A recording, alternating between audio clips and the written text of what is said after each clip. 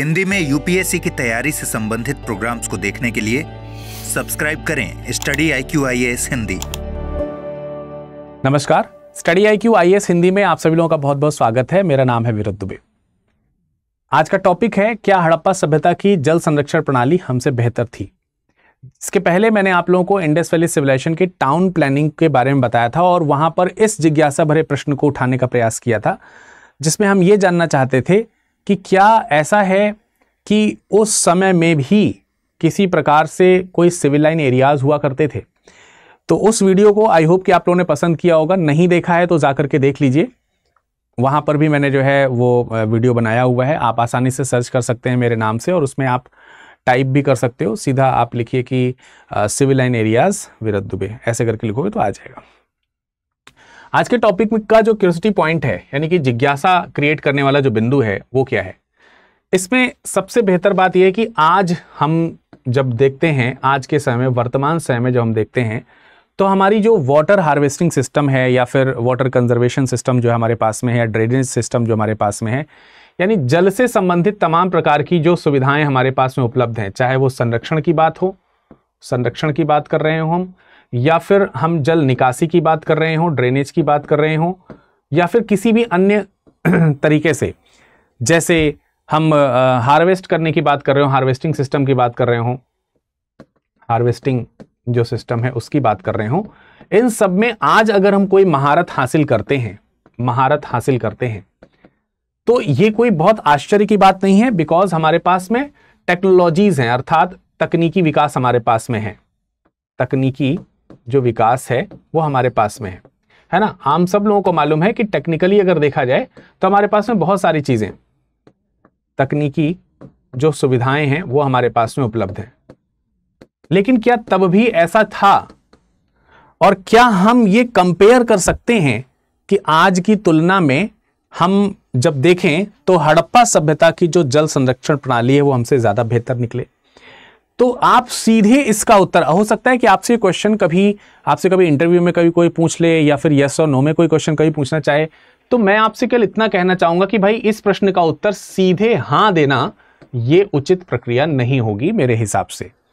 हो सकता है कि आपके इस प्रश्न का उत्तर हां की तरफ चले, क्योंकि मेरे हिसाब से यह कहना थोड़ा सा मुश्किल हो सकता है कि सिंधु घाटी सभ्यता की जो जल संरक्षण प्रणाली है वो हमसे बेहतर थी या नहीं। तो हमें यहां पर यह ध्यान रखना है, एक शब्द जो बहुत इंपॉर्टेंट हो जाता है यहां पर, बेहतर। बेहतर की आपकी परिभाषा क्या है, आपकी बेहतर की परिभाषा क्या है, ये इस बात को तय करेगा कि आप इसका उत्तर हां में देंगे या नहीं में देंगे, या किसी अन्य मोड में इसका उत्तर देना चाहेंगे। हम आपसे सभी से, जितने भी व्यूअरशिप यहां पर हैं, हम चाहेंगे कि आप इस सेशन को पूरा देखें और सब लोग इस प्रश्न का उत्तर दें। अगर हो सके तो एक्सप्लेन भी कीजिए कि आप इसका उत्तर हां या ना क्यों दे रहे हैं, और तब तक आपकी समझ भी विकसित हो जाएगी मेरे हिसाब से। तो मैं सबसे रिक्वेस्ट करना चाहूंगा, at the end of the session आपको जरूर आंसर करना चाहिए कि क्या आपको लगता है कि सिंधु घाटी सभ्यता की जल संरक्षण प्रणाली हमसे बेहतर थी या नहीं। ठीक है, अब ये जो पर्टिकुलर क्वेश्चन है ये आप यूपीएससी में, क्योंकि ये हिस्ट्री का क्वेश्चन है, तो आप इसे जीएस पेपर 1 से देख सकते हैं, जीएस पेपर 1 से देख सकते हैं, या फिर इसके कुछ तथ्यात्मक पहलू हैं तो आप उसे प्रारंभिक परीक्षा में भी जोड़ लीजिएगा। ठीक है, तो विभिन्न आयामों से, इसके अलावा society, technology, art and culture point of view से हर तरीके से आप इसको जोड़ सकते हैं। तो बेसिकली हम इंडस वैली सिविलाइजेशन की जल संरक्षण प्रणाली को आज के इस टॉपिक में समझने वाले हैं। सबसे पहले आप यहां पर एक नजर डालिए, इंडस वैली सिविलाइजेशन का ये एरिया है जो आप यहां पर मैप में देख पा रहे होंगे, आई होप। फिर यहां पर कुछ पिक्स आपको दिखा रहा हूं, जरा उस पर ध्यान रखिएगा। अभी इसके ऊपर चर्चा करेंगे, लेकिन पहले जरा इन पिक्स के ऊपर ध्यान दीजिए, गौर से इनको देखिए केवल। ये क्या आपको कुछ नजर आ रहा है, ये क्या कुछ नजर आ रहा है, क्या है ये, इससे क्या सेंस आपका निकल रहा है। और ये सारे के सारे जो फोटोज मैंने आपको दिखाए हैं यहां पर, ये सब इंडस वैली सिविलाइजेशन के डिफरेंट प्लेसेस से एक्सकवेट किए गए हैं, खोद करके निकाले गए हैं, इनकी खुदाई जो है वो की गई है। तो अब मैंने आपको यहां पर बहुत सारी चीजें दिखाई, आपको ये सब चीजें देखने से पता चल गया होगा कि ये सारे के सारे कहीं ना कहीं वाटर रिसोर्सेज के तौर पर इनको देखा जा सकता है, या वाटर को, पानी को इकट्ठा करके रखने वाले संसाधनों के तौर पर देखा जा सकता है। तो ये जितनी भी चीजें आपने देखी हैं, ये सब कहीं ना कहीं जल संसाधन से संबंधित हैं। जितनी भी चीजें आपने देखी ये किससे संबंधित हैं? जल संसाधन से संबंधित हैं। कौन सी चीज कहां की है, उनमें से कुछ चीजों की पहचान है तो मैं उसको आपको यहां पर बताने का प्रयास करूंगा, अदरवाइज आप यहां पर ध्यानपूर्वक देखने का प्रयास कीजिएगा। देखिए, सबसे पहले तो ये समझिए कि सिंधु की जल संरक्षण प्रणाली जिस पे हम चर्चा कर रहे हैं कि क्या ये बेहतर थी कि नहीं थी, तो मैंने कहा कि इसको फाइंड आउट करने के लिए सबसे पहले जो परिस्थितियां हैं, परिस्थितियां इस पे हमें गौर करना पड़ेगा कि आज की परिस्थितियां क्या हैं और तब की परिस्थितियां क्या थी, यानी तब की परिस्थितियां क्या थी और अब की परिस्थितियां जो हैं वो किस प्रकार के हैं। और परिस्थितियां किस हिसाब से? टेक्नोलॉजी के हिसाब से भी, जल के उपयोग के हिसाब से, जल की मांग के हिसाब से, और जल के उस समय जो नेचुरल रिसोर्सेज थे वर्सेस आज जो जल के नेचुरल रिसोर्सेज हैं, उन सब का कंपेयर करने के बाद ही आप इसका सटीक आंसर निकाल पाएंगे।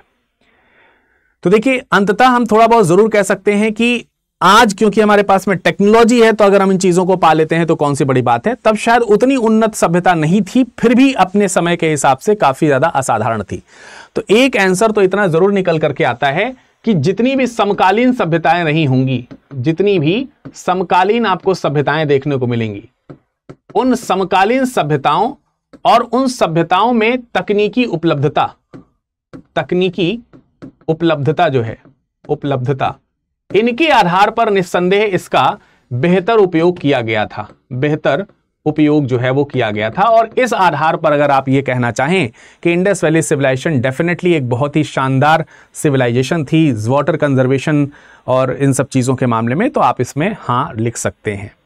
लेकिन हम यहां पर पहले देखेंगे, तुलनात्मक तरीके से अध्ययन करेंगे इंडस वैली सिविलाइजेशन में क्या क्या चीजें अवेलेबल थी और आज जो है वो क्या क्या चीजें अवेलेबल हैं। बट बिफोर दैट हम आपको यहां पर कुछ चीज बताना चाहेंगे, जैसे कि ये जो चीजें हैं ना, इनसे डायरेक्ट क्वेश्चंस पूछे जाते हैं और इनके ऊपर विधिवत प्रैक्टिस हम कराते हैं, विधिवत आपको नोट्स प्रोवाइड कराते हैं, सारी चीजें आपको उपलब्ध कराई जाती हैं और बहुत ज़्यादा एक्सप्लेनेशन से सारी चीज़ें आपके पास रहती हैं। फिर इसके बाद मेंटरशिप वगैरह हैं, बुक्स वगैरह हैं, सब आपके पास उपलब्ध रहेंगी।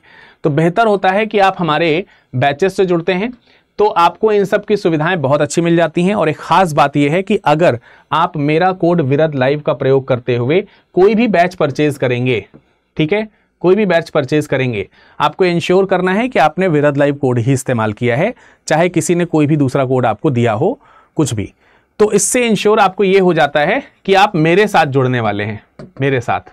तो अगर आपको मेरे साथ जुड़ना है और मेरे साथ जो है आप किसी प्रकार से फर्दर जब तक ये बैच की वैलिडिटी है तब तक आप पूरी तरीके से, और आगे भी जरूरत पड़ेगी, आपके हमारे व्यवहार के ऊपर रहेगा कि आपका व्यवहार कैसा रहता है, तो आप हमसे जुड़े रह सकेंगे अच्छी तरीके से। कभी भी कोई परेशानी है शिक्षा से संबंधित, ये यूपीएससी के प्रिपरेशन से संबंधित, तो आप मेंटरशिप हमसे ले सकते हो। अब देखिए, ये बैच जो है वो हिंदी, इंग्लिश और इंग्लिश तीनों में उपलब्ध है। 7 जुलाई से ये बैच शुरू होने वाला है और मात्र प्रतिज्ञा बैच अब आप जो है हम आपको प्रदान कर सकते हैं मात्र 9,999 रुपए में। तो एज पर जो भी अवेलेबिलिटीज हैं उनके अकॉर्डिंग आप मिनिमम जो प्राइस है उसके अकॉर्डिंग भी बैच को ज्वाइन जो है वो कर सकते हैं। और अब जो है आप केवल 10,000 रुपए में इस बैच को ज्वाइन कर सकते हैं। सुबह 8 बजे का बैच है, ठीक है। इसके अलावा आप जो है चाहें तो 2027 को 28 को टारगेट भी कर सकते हैं। ये 2028 का बैच है, ये 2027 का बैच है और वो 2026 का बैच था जो ये वाला बैच है, ठीक है। तो आप इस बैच को ज्वाइन कर सकते हैं विरद लाइव कोड के साथ। सारे बैचेस विरद लाइव कोड के साथ आप ज्वाइन कर सकते हैं। अब चलिए हम कदम बढ़ाते हैं आगे, ठीक है। अब हम चीजों को आगे समझने का प्रयास कर सकते हैं। ये जो आप तस्वीर देख रहे हैं ये धौलावीरा से प्राप्त तस्वीर है और धौलावीरा में ये जल पानी इकट्ठा करने की एक तालाब की तरह है, लेकिन इसकी खूबसूरती या खासियत यह है कि इसमें नीचे उतरने के लिए सीढ़ियां बाकायदे बनाई गई हैं और नीचे सबसे जाकर के एक जलकुंड यहां पर बनाया गया है। बाहर जो है अन्य प्रणालियां भी विकसित की गई हैं, शायद किसी धार्मिक उपयोग या किसी अन्य सामूहिक उपयोग के लिए यहाँ के पानी का इस्तेमाल किया जाता रहा होगा या फिर सिंचाई इत्यादि के लिए इसका इस्तेमाल किया जाता रहा होगा, जो कि अपने समय की सबसे बेहतरीन टेक्निक्स में से एक मानी जा सकती है। आज आप जरूर इसे पिछड़ी टेक्निक माने, लेकिन उनके हिसाब से तो शायद ये काफी एडवांस टेक्नोलॉजी रही होगी। इसके बारे में माना जा सकता है कि ये किसी प्रकार का कुआं है, ठीक है। इसका मतलब वाटर के रिसोर्सेज के पॉइंट ऑफ व्यू से ग्राउंड वाटर को वो निकालना भी जानते थे। न सिर्फ केवल नदियों के पानी के बहाव से काम चलता था, बल्कि भूजल जो पानी है उसका उपयोग भी ये बेहतर तरीके से करना जानते थे। तो कुआं हमको यहां पर देखने को मिलता है। ये जाल उन लोगों ने नहीं लगाया यार, ये तो बाद में जब लोगों ने खोजा होगा तो बाद में जाल यहां पर लगाया होगा, ठीक है। और ये भी धौलावीरा से प्राप्त एक तस्वीर है जिसमें नीचे उतरने के लिए बाकायदे सीढ़ी है और अब ये आप देख सकते हो कि यहां पर भी पानी जो है वो स्टोर किया जा सकता है आसानी से। तो नीचे जाकर के पानी, ये एक गड्ढा या तालाब की भांति है जहां से पानी को ले जाकर के आप उपयोग कर सकते हैं किसी अन्य पर्पसेस से।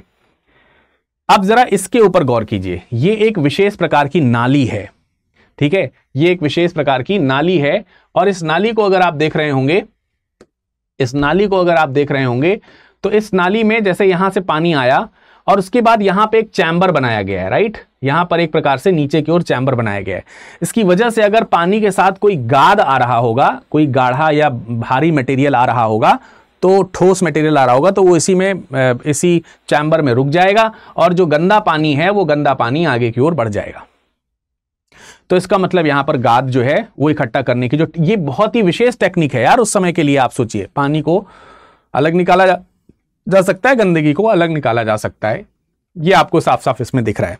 तो जैसा कि मैंने कहा कि हम लोगों को पहले क्या कर लेना चाहिए, आपस में पहले एक बार ये देख लें कि भाई जो वाटर कंजर्वेशन है उसके ऊपर डिसीजन हम लोग बाद में देखेंगे, लेकिन पहले देख लें कि सिंधु घाटी सभ्यता जो है उसकी जल संरक्षण प्रणाली की कुछ खास विशेषताएं अगर हैं तो वो क्या क्या विशेषताएं हैं। सबसे पहले उन विशेषताओं के ऊपर नजर डालते हैं।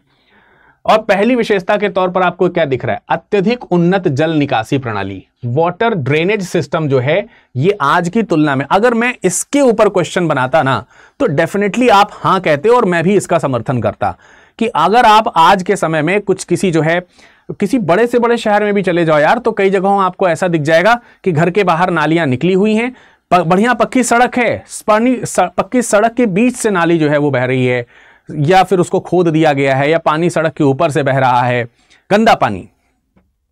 तो हम आज इतने आगे एडवांस होने के बावजूद भी हम ये नहीं सीख पाए कि गंदा पानी सड़क पे नहीं जाना चाहिए। गंदा पानी जो है वो सड़क पे खुले में नहीं बहना चाहिए, खुला में जो है वो उसको ना बहाया जाए।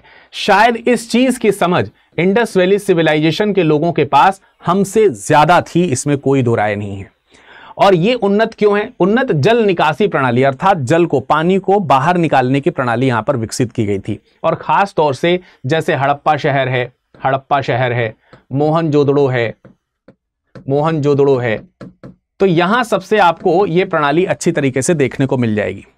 तो इसमें क्या होता था कि जैसे सड़कें हैं, जैसे ये आप देख सकते हो, अगर सिटी को देखो, पिछले वाले क्लास में भी मैंने ये फोटो का इस्तेमाल किया था, तब मैंने ये वाला जो एरिया था वो आपको सिटाडल बताया था, अपर सिटी यानी कि सिटाडल, और ये आपका लोअर सिटी था, निचला शहर। चाहे आपका अपर सिटी हो, चाहे लोअर सिटी हो, चाहे उच्च शहर हो, किला हो, दुर्ग हो, या फिर निचला शहर हो, सभी जगहों पर ग्रिड सिस्टम प्रणाली जो है उसका इस्तेमाल किया गया था। ग्रिड प्रणाली का मतलब ये हो गया कि जो पूरा का पूरा शहर है, पूरा का पूरा जो शहर है, वो सड़कें जो उनकी हैं, वो सड़कें जो हैं वो समकोण पर काटती हैं, और इसकी वजह से समकोण पर जो है वो काटती हैं, और इसकी वजह से पूरा शहर जो है वो ग्रिड प्रणाली की तरह दिखता है। लेकिन अच्छाई ये है कि जो सड़कें हैं, इन्हीं सड़कों के साथ साथ आपको नालियां जो हैं, नालियां बनी हुई दिखाई देती हैं। और जैसा कि आप इस वाली तस्वीर में देख सकते हैं, ठीक है, इधर सड़क बनी है, इधर घर है, घर के भीतर से आप देख सकते हैं गहरी नाली आ रही है, जो एक मुख्य नाली को क्या कर रही है, कनेक्ट कर रही है। इसका मतलब यह हो गया कि सड़क और नालियां जो हैं वो ग्रिड प्रणाली के ऊपर होती थीं, और वो सब एक दूसरे को समकोण पर काटती थीं। बेहतर प्रणाली का विकास यहां पर निस्संदेह जो है वो किया गया था। पर यही इतनी ही बात समाप्त नहीं होती। खास बात यह है कि फिलहाल आपको ये खुली हुई नालियां दिख रही हैं, पर कई जगहों पर ऐसी चीज देखने को मिलती है कि यार ये नाली जो है ये ढकी हुई है। आप जरा इस पे गौर करें, ये जो नालियां बनाई गई हैं, ये सारी नालियां आकर के एक जगह पर कनेक्ट हो रही हैं, लेकिन इनकी स्पेशलिटी है कि ये ढकी हुई नालियां हैं, इनको ढका गया है। आज हमें यह सीखने की जरूरत है कि आज से 3,500-4 हजार साल पहले भी जिस सिविलाइजेशन के बारे में हम पढ़ रहे हैं, वो भी हमसे इतना बेहतर तो सीखते ही थे, समझते ही थे कि नालियां गहरी होनी चाहिए। ढकी तो है ही, साथ ही साथ गहरी नालियां हैं, क्योंकि उथली नाली होगी तो अगर आप ढक भी देंगे तो पानी तो ओवरफ्लो होकर बाहर आ ही जाएगा। तो एक तो गहरी नालियां हैं, दूसरा ढकी हुई नालियां हैं। These are the most important things. इससे बेहतर क्या हो सकता है? उसमें भी एक बड़ी बात है कि नालियां पक्की हैं, पक्की ईंटों की बनी हुई हैं, पक्की ईंटों की बनी हुई हैं। इसका मतलब जो है वहां पर साफ सफाई अच्छे से की जा सकती रही होगी। अब आप कहेंगे सर ढकी हुई कहाँ है, ये तो खुली हुई है। जैसे इसको देखो, यहां पर पत्थर रख करके बाकायदे ढका गया है और बड़े पत्थरों से ढका गया है, बड़े पत्थरों से। आप देखिए यहां पर पूरा सीक्वेंस से इसको ढका गया है, पूरा प्रॉपर एक सीक्वेंस के साथ में आप देख रहे होंगे कि इसको बेहतर तरीके से नालियों को ढका गया है, कर्व दिया गया है, यानी कि हर तरीके की चीजें उनको आती थी। And now what about it, ये तो पूरी तरह कवर्ड है भाई, पूरी तरह ढकी हुई है, पूरी तरह ढकी हुई नाली। इससे फायदा क्या होगा, इससे फायदा ढकी हुई नालियों से यह होगा कि भाई इसका मतलब उनको मालूम है कि खुली नालियां जो हैं वो कहीं ना कहीं जो सार्वजनिक स्वास्थ्य प्रणाली है, सार्वजनिक जो स्वास्थ्य प्रणाली है, स्वास्थ्य है, उसका जो है अच्छी खासी तरीके से ध्यान रखा गया है। क्योंकि स्वास्थ्य के लिए ये खुली नालियां जो है वो इसके लिए क्या हो सकती हैं, नुकसानदायी हो सकती हैं, नुकसानदायी हैं। इसलिए नालियों का ढका होना प्रॉपर बहुत जरूरी है। खुदाई के बाद भी वो ढकी हुई अवस्था में ही मिली है यार। अब आप सोचेंगे कि यार नाली में तो जब पानी जाता है तो इसमें गंदा पानी भी होता है, और गंदा पानी होने के साथ साथ कुछ गंदे पदार्थ भी होते हैं, और जो पदार्थ होते हैं वो अक्सर भारी होते हैं, और इसकी वजह से ये रास्ते में चोक हो जाते हैं, जम जाते हैं। लेकिन ऐसा नहीं है दोस्त, जगह जगह पर चैम्बर बनाए गए हैं, खासियत है ये इनकी, जगह जगह पर क्या बनाए गए, चैम्बर बनाए गए। तो जैसे मैंने चैम्बर का भी एक आपको यहां पर एक ये दिया था, एक उदाहरण दिया था मैंने आपको, ये देख सकते हैं आप, ये देख सकते हैं आप, ये चैम्बर है। तो ये चैम्बर बनाया गया है, चैम्बर बनाया गया है भाई। चैम्बर व्यवस्था जो है यहां पर आपको उपस्थित होते हुए दिखाई देती है, अगर आप यहां पर देखेंगे तो, राइट, समझ में आ रही बात। यहां देखिए, ये देख सकते हैं आप, ये यहां पर बीच में मेन होल बना हुआ है, मेन होल। और ऐसी प्रणाली आपको धौलावीरा में देखने को मिलेगी, धौलावीरा का कुआं वगैरह मैंने अभी आपको दिखाया था। धौलावीरा का सबसे पहली जो साइट दिखाई थी वो धौलावीरा की ही थी, वहां से जो जल प्रणाली थी उसकी साइट ही मैंने सबसे पहले आपको दिखाई थी, जो ये वाली है, ये भी सब धौलावीरा की ही है। तो वहां मतलब धौलावीरा जो है ना, ये इंडस वैली सिविलाइजेशन में जल संरक्षण प्रणाली का सबसे एडवांस उदाहरण है बेटे, सबसे एडवांस उदाहरण है। तो एक तो ये आपको देखने को मिलता है ढकी हुई नालियों वाला पूरा सिस्टम। इसके अलावा अगर आप देखोगे तो आपको अपशिष्ट निस्पंदन यानी कि वेस्ट फिल्ट्रेशन का जो एक प्रॉपर तरीका है, वो वेस्ट फिल्ट्रेशन का तरीका भी उनको पूरी तरीके से मालूम है। इसका मतलब यह है कि जब घरों से भी नाली का पानी निकले तो घरों से ही थोड़ा सा हम पहले से फिल्टर कर, अगर सोचे घर से ही कूड़ा कचरा अगर नाली में कम जाएगा तो जो खुली जो शहर की जो नालियां हैं उनमें भी कूड़ा कचरा कम होगा। तो इन लोगों के जो घर हैं, घरों में भी ये प्रणाली का इस्तेमाल किया था, जैसे हम लोग आज भी करते हैं इस चीज का, और कई बार नहीं भी ध्यान रखते हैं, बट वहां पर था। वेस्ट फिल्ट्रेशन का मतलब है कि जो भी गंदगी है उसको पहले ही फिल्टर कर लिया जाए। तो इसके लिए घरों में जब पानी नाली को कनेक्ट करता है तो वहां पर एक मलकुंड बनाया जाता था। मलकुंड का मतलब वही हो गया जिसको आप क्या बोलते हैं, वो चैम्बर जिसको आप बोलते हैं, वो चैम्बर जो है वो बनाया जाता है, वो चैम्बर बनाया जाता है प्रॉपरली, जिसको सेस्पिट भी बोल सकते हैं। सेस्पिट आप बोलते हैं अक्सर इसको। ये यहां पर प्रॉपरली बनाया जाता था, जिससे कि जो ठोस पदार्थ है वो उसी में रुक जाए और पानी आगे निकल जाए। घर में कितना ठोस पदार्थ जो है वो गंदगी के रूप में निकलता होगा, आप उसे साफ कर लीजिए, उसे कूड़े के रूप में अलग से फेंक दीजिए। पिछले क्लास में मैंने बताया था कि कूड़े को कलेक्ट करने के लिए वो सड़क के किनारे गड्ढे भी बनाते थे, तो सूखा कूड़ा वहां से कलेक्ट होगा, तो इससे वो सड़क पे नहीं बिखरेगा। गड्ढा अगर है तो सड़क पे नहीं, ओपन नहीं फेंक देना है, सड़क में गड्ढा है वहां पर फेंक दीजिए किनारे। तो जो गंदा पानी है भैया इस प्रणाली की वजह से आगे बह जाएगा, और जो गंदगी है वो वहीं पर रह जाएगी, और आप आसानी से प्राथमिक तौर पर अगर आप देखें तो जो पानी का एक तरीके से कहीं ना कहीं उपचार भी यहां पर किया गया है। प्राथमिक जल उपचार भी एक तरीके से आपको उपस्थित होता हुआ दिखाई देता है। जैसे यहां पर आप देख सकते हैं, ये घर से निकलने वाले पानी को यहां पर कहीं पर वो किया जा रहा है, और फिर जो ये मेन नाली जो आगे आपकी जाएगी उसमें कहीं जाकर के इकट्ठा आपका हो जाएगा। तो कुछ इस तरीके की प्रणाली का इस्तेमाल हमको देखने को मिलता है। तो ये तो हो गया कि भाई किस तरीके से जो गंदे पानी को मैनेज करने की जो व्यवस्था है, ड्रेनेज सिस्टम जो है वो कितना बेहतरीन है। वर्ल्ड क्लास ड्रेनेज सिस्टम जो सिमिलर किसी दूसरे सोसाइटी में आपको देखने को नहीं मिलता। इनफैक्ट आज की सोसाइटीज भी इसको इतनी सफाई से प्रयोग नहीं कर पाती, जबकि एडवांस टेक्नोलॉजीज उनके पास में मौजूद हैं। Now we are talking about कि कुशल जल संचयन जो है, जो वाटर हार्वेस्टिंग सिस्टम है, वो क्या है।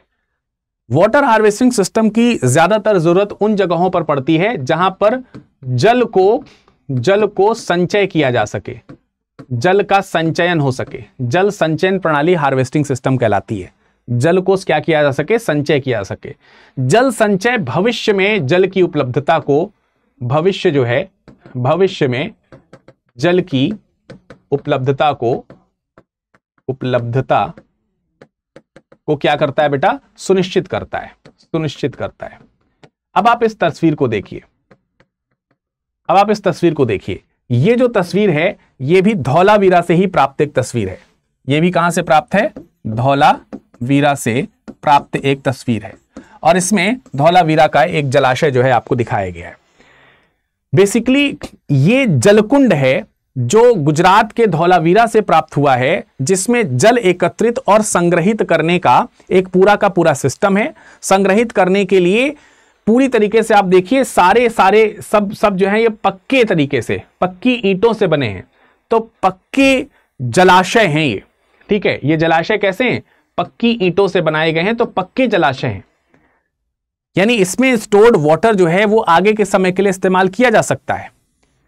अगर किसी को पानी की आवश्यकता पड़ेगी तो यहां से पानी का वितरण जो है वो किया जा सकेगा किसी आवश्यकता के समय में, उस समय में जिस समय पानी की कमी होती है। तो कहा जा सकता है कि शायद ये अधिक वर्षा या फिर बाढ़ इत्यादि का जो पानी है, बाढ़ का जो पानी है, उस पानी को उस समय जिसकी आवश्यकता नहीं है उसको उस समय कंजर्व कर लेते थे, रख लेते थे, रोक लेते थे और बाद में उसको उपयोग में लाया करते थे। तो इस तरीके के पानी को इस्तेमाल करने की क्षमता यहां पर विकसित है और बाकायदे पूरा सिस्टमैटिक ढंग से इसमें बनाया गया। गहरे गहरे हैं ये, ठीक है। फिर इसके अलावा अगर आप देखोगे तो इस पूरे के पूरे सिस्टम में आपको इस तरीके के कुछ दूसरे जलाशय भी देखने को मिलेंगे, ठीक है। कुछ इस तरीके के दूसरे जलाशय भी आपको देखने को मिलेंगे जैसे यहां पर हैं। और ये जो जलाशय हैं ये कुएं और स्नानागार के तौर पर आपको दिखाई देंगे, ठीक है। इसमें कुएं भी होंगे जैसे पिछली तस्वीर में दिखाया, स्नानागार भी होंगे जैसा इसे स्नानागार के तौर पर दिखाया जा सकता है। और ये तस्वीर भी आपकी धौलावीरा की ही है। कहते हैं कि और मोहनजोदड़ो है, तो आपने मोहनजोदड़ो में भी देखा होगा, मोहनजोदड़ो जो है, मोहनजोदड़ो वहां पर भी आपने देखा होगा कि स्नानागार ग्रेट बाथ वहां पर मिला है। मैं आपको उसकी भी तस्वीर दिखा देता हूं। जैसे इसको जरा देखिए, यहां पर देखिए कुएं हैं, कुएं उपस्थित हैं, ये भी कुआं है। ये आप देख सकते हैं मोहनजोदड़ो का जलाशय है और ये सब के सब पक्की ईंटों से बने हैं, पक्की ईंटों से निर्मित है, ठीक है जी। इनको सबको पक्की ईंटों से बनाया गया है, कुएं और स्नानागार वगैरह जो हैं। और बड़े विशाल स्नानागार हैं, ऐसा छोटा मोटा नहीं है। इसमें पूरी तरीके से जल प्रणाली का प्रयोग है। इसमें पानी अंदर लाने के लिए इनलेट और आउटलेट का बाकायदे जो है वो प्रयोग किया गया है। और आउटलेट जो है वो नदी की तरफ निकल जाता है, इनलेट जो है वहां पे पानी भरने की व्यवस्था पूरी तरीके से करता है। इनफैक्ट कुछ तो एरियाज ऐसे भी हैं जहां पर अगर आप देखेंगे तो कुछ जगहों पर छोटे छोटे बांध भी बने हुए आपको दिखाई देंगे। शायद कभी बाढ़ से बचने के लिए इन्होंने बांध व्यवस्था की होगी एक तो। दूसरा, जब कभी भी वर्षा जल उपलब्ध ना हो, वर्षा जल अथवा भूजल उपलब्ध ना हो, इसकी कमी हो, तो उस समय जो छोटे छोटे जो ये डैम्स बने हैं, छोटे छोटे जो ये बांध बने हैं, इन बांधों के जल का इस्तेमाल करके पीने एवं सिंचाई के कार्यों में इस्तेमाल किया जा सके, पीने एवं ड्रिंकिंग वाटर के तौर पर या फिर इरिगेशन के लिए इसका अच्छे से इस्तेमाल किया जा सके। और ऐसे छोटे छोटे बांध आपको कई जगहों पर, जैसे खास तौर से आपको लोथल में इस तरीके के बांध बने हुए देखने को मिल जाएंगे। लोथल में कई जगहों पर सिंचाई के लिए इस तरीके के प्लानिंग्स आपको देखने को मिल जाएंगी। और लार्ज टाइम के लिए, दीर्घकालिक योजना के लिए पूरे शहर में अगर आप देखेंगे तो शहरी जल नियोजन प्रणाली आपको देखने को मिलती है, जल नियोजन प्रणाली आपको देखने को मिलती है। अर्थात शहर में सभी को आज देखिए गवर्नमेंट जो है वो जल के लिए हर घर जल योजना लेकर के आती है। हर घर में टैप्ड वाटर प्रणाली जो है वो फिक्स की जा सके, लगाई जा सके, इसको इंश्योर करती है आज के समय में। तो ये उस समय में भी है। इसका मतलब है ये समझते हैं कि ये पानी के महत्व क्या है, पानी के महत्व को समझते हैं, पानी के भविष्य को समझते हैं, भविष्य में पानी की आवश्यकताओं को समझते हैं, ये कुशल उसका प्रबंधन करते हुए नजर आते हैं। तो this is all the thing कि हम वाटर सिस्टम जो है, जल प्रणाली जो है, वो सिंधु घाटी सभ्यता की देखते हैं। नाउ द क्वेश्चन इज कि क्या ये जितनी चीज हमने पढ़ी, क्या ये हमसे बेहतर है? क्या ये हमसे बेहतर है? प्रश्न यही है कि क्या हड़प्पा सभ्यता की ये जो प्रणाली हमने पढ़ी, जिसको सुनने देखने में आपको बहुत अच्छा लगा होगा, क्या ये हमसे बेहतर है? प्रश्न अभी का अभी वहां पर बना ही हुआ है। और इसका उत्तर जानने के लिए हमको समझना पड़ेगा कि आज की वाटर की जो संरक्षण प्रणाली है, यानी कि जल संरक्षण प्रणाली जो है, वो किस तरीके से काम करती है, वो क्या है। अब देखिए, आज हमारे पास में जो जल संरक्षण प्रणाली की अगर हम बात करें, तो आज की तुलना में जो सिंधु सभ्यता है, वो सिंधु सभ्यता जो है हमारे पास की तुलना में कहीं अधिक उन्नति जो है वो मानी जा सकती है। क्यों मानी जा सकती है? कि उनके पास तो वो संसाधन नहीं थे जब वो करके दिखाए। कि आज के समय में हमारे पास क्या है? हमारे पास में तो अधिक उन्नत तकनीक है। अब अधिक उन्नत तकनीक क्या है? जैसे हमने उनके यहां की उन्नत तकनीकों में कुएं देख लिए। क्या हमारे पास में कुएं हैं? बिल्कुल हैं। लेकिन क्या सिर्फ कुएं ही हैं? नहीं, कुएं से कहीं अधिक दूसरी टेक्निक जो है वो हमारे पास उपलब्ध है। जैसे हमारे पास पंपिंग स्टेशंस हैं। पंपिंग स्टेशंस जो है वो हमारे पास में है, यानी हम भूजल को पंप के सहायता से, इलेक्ट्रिक की सहायता से ला सकते हैं। उनके पास में बहुत बड़े बांध अभी तक नहीं दिखाई दिए हैं, लेकिन हमारे पास में बड़े बांध भी हैं और हमारे पास छोटे बड़े दोनों तरीके के बांध हैं। छोटे बांध तो वहां पर भी थे। इसके अलावा हमारे पास में जल शोधन तंत्र है। जल शोधन तंत्र है जिससे कि हम गंदे पानी को थोड़ा सा प्योर कर सकते हैं, थोड़ा साफ सुथरा कर सकते हैं, और गैर पीने योग्य पानी का प्रयोग जहां पर हमें करना चाहिए वहां पर हम उन चीजों को देख सकते हैं। ऐसा हमको देखने को मिल सकता है। जल शोधन प्रणाली हमारे पास में पाइपलाइन नेटवर्क है। पाइपलाइन नेटवर्क होने से क्या होगा कि जो पानी, जैसे ये लोग अगर पानी को भेजते होंगे नालियों के माध्यम से, तो कुछ तो जमीन सोख लेती होगी सिंचाई के दौरान, तो कुछ तो पानी वहां वेस्ट हो जाता होगा। लेकिन हमारे पास में तो सीधा पाइपलाइन प्रणाली, हम सीधे खेतों में चीजों को भेज सकते हैं। और आज के समय में हमारे पास में तमाम प्रकार की वैज्ञानिक तकनीकी जो है अन्य भी मौजूद है, जो उस समय नहीं दिखती है। इसलिए हम अगर डायरेक्टली तुलना करेंगे तो हम तो एडवांस हैं, इसमें कोई दो राय नहीं है। एडवांस तो हैं, but where are the ethical values? Are we thinking about the future of water? Are we thinking future needs of water? क्या हम भविष्य में पानी की जो जरूरतें हैं उसका ध्यान रख रहे हैं? और आज के समय में हमारे पास ऐसा नहीं है कि हमारे पास में अगर टेक्नोलॉजी है पानी को लेकर के तो हमारे पास चुनौतियां नहीं है। कुछ चुनौतियां भी हैं, ये भी ध्यान रखना। जैसे उस समय शायद वो आसानी से वाटर कंजर्वेशन कर लेते होंगे क्योंकि उतनी जनसंख्या नहीं थी। आज तो जनसंख्या ज्यादा है ना, ये भी तो बात है। आज जनसंख्या ज्यादा है और पानी की मांग भी ज्यादा है, तो हम पानी का दोहन भी ज्यादा करते हैं। हम ये नहीं कह सकते कि वो पानी का दोहन कम करते थे, हम ज्यादा करते हैं, हम नुकसान कर रहे हैं। बट हाँ, कुछ नुकसान तो करते हैं पर हमारी मांग भी ज्यादा है। तो सिंधु घाटी सभ्यता से हम बहुत ज्यादा हैं, मांग बहुत ज्यादा बड़ी है। प्रदूषण की अगर हम बात करें तो हमारे पास में औद्योगिक इकाइयां हैं, और जो औद्योगिक इकाइयां हैं उनसे आपको मालूम है कि कितना ज्यादा पानी जो है वो वेस्ट हो रहा है, खराब हो रहा है। औद्योगिक और घरेलू कचरे से पीने योग्य जो नदियों के पानी और अन्य जगहों के जल स्रोतों के जो पानी हैं वो दूषित हो रहे हैं। सिंधु सभ्यता इस मामले में शायद हमसे ज्यादा बेहतर थी, क्योंकि शायद इतनी बड़ी इंडस्ट्रीज वहां पर नहीं थी और उनके पास में इस पानी को शुद्ध करने के पर्याप्त समय और अवसर रहे होंगे। ऐसा नहीं है कि सिंधु घाटी सभ्यता सिंधु घाटी सभ्यता में शहरीकरण नहीं हुआ था, पर आज शहरीकरण का दबाव थोड़ा ज्यादा है। शहरीकरण के कारण जो जल निकासी प्रणाली है वो जल निकासी प्रणाली बेहतर नहीं है। जल निकासी प्रणाली जो कि और बेहतर होनी चाहिए, क्योंकि ज्यादा शहरीकरण कर रहे हैं तो हमारे पास में ज्यादा बेहतर चीजें होनी चाहिए। पर हम देखते हैं कि एक मतलब जो इसको मैनेज करने वाली अथॉरिटीज हैं वो एक निश्चित जनसंख्या पर बहुत कम है। तेजी से शहरीकरण के कारण जो जल निकासी प्रणालियां हैं और जल स्रोत हैं उनके ऊपर भी ज्यादा दबाव पड़ रहा है, तो उसका दोहन होता है या वो चीजें जल्दी खराब हो जाती हैं। और इसकी वजह से आसानी से हम उसको, क्योंकि हमारे पास में दबाव बहुत ज्यादा है, जनसंख्या बहुत ज्यादा है, प्रबंधन करने वाले लोग कम हैं, इसलिए तकनीकी चीजें होने के बावजूद भी, क्या हम नहीं जानते कि गहरी नालियां होनी चाहिए? क्या हम नहीं जानते कि ढकी हुई नालियां होनी चाहिए? क्या हम नहीं जानते कि समय समय पर नाले और नालियों की सफाई होनी चाहिए? बट नहीं हो पाती हैं, क्योंकि इतनी ज्यादा मांग है, इतनी ज्यादा लोग हैं कि प्रबंधन तंत्र कमजोर पड़ जाता है।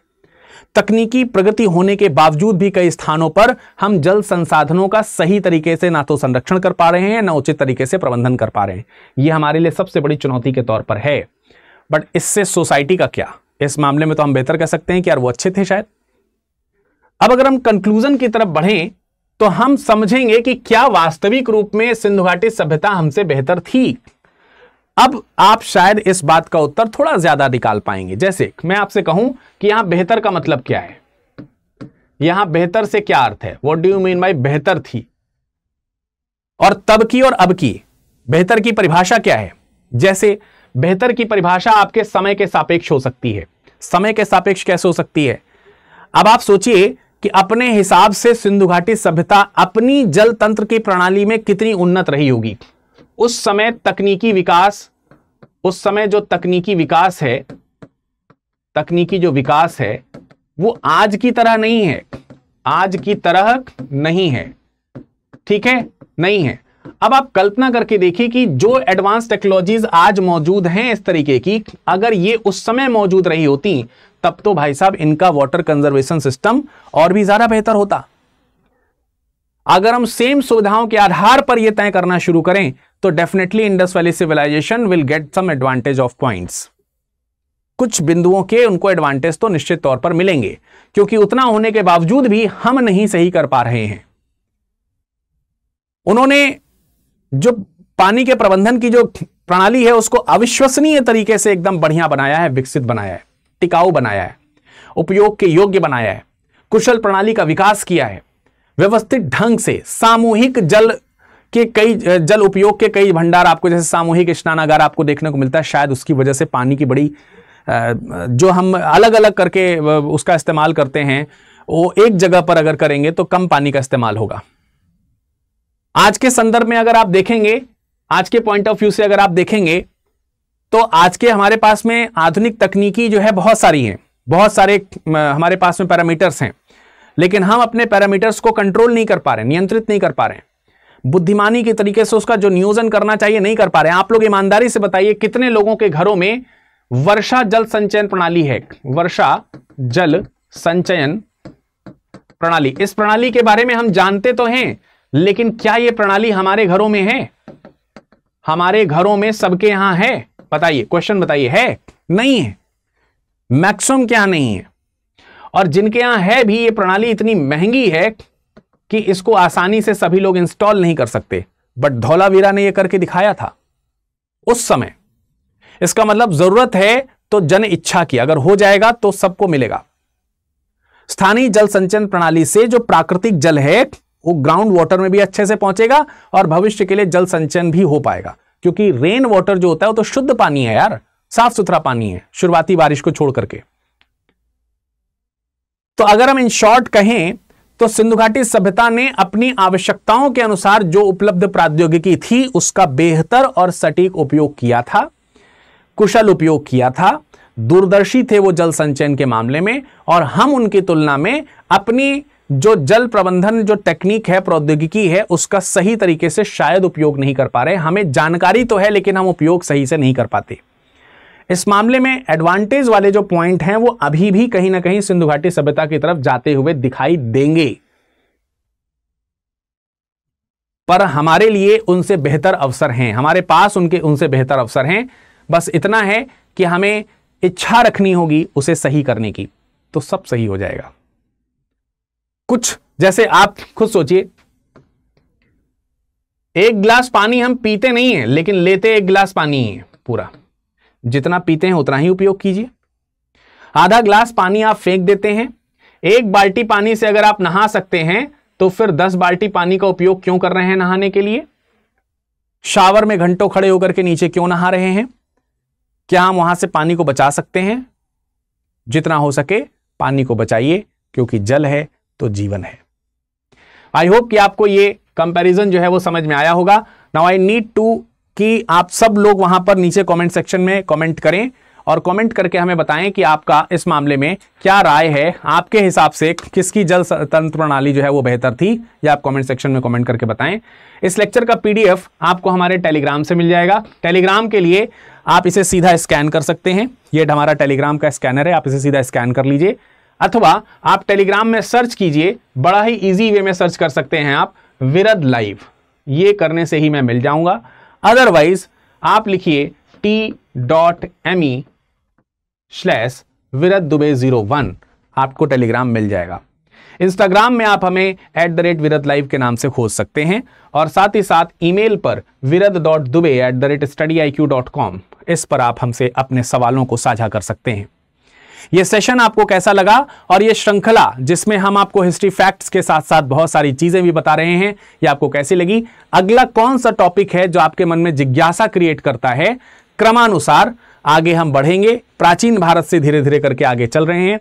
इस प्रकार से आपका थोड़ा बहुत प्राचीन भारत भी कवर हो जाएगा। साथ ही साथ जो जिज्ञासा क्रिएट करने वाले जो टॉपिक हैं उनके क्वेश्चंस के आंसर भी आपको मिल जाएंगे। यहां से प्रीलिम्स और मेंस के पॉइंट ऑफ व्यू से सब कुछ आप अच्छे से लिख सकते हो। मिलते हैं अगले वीडियो में, तब तक अपना ख्याल रखिएगा। आपका समय शुभ हो।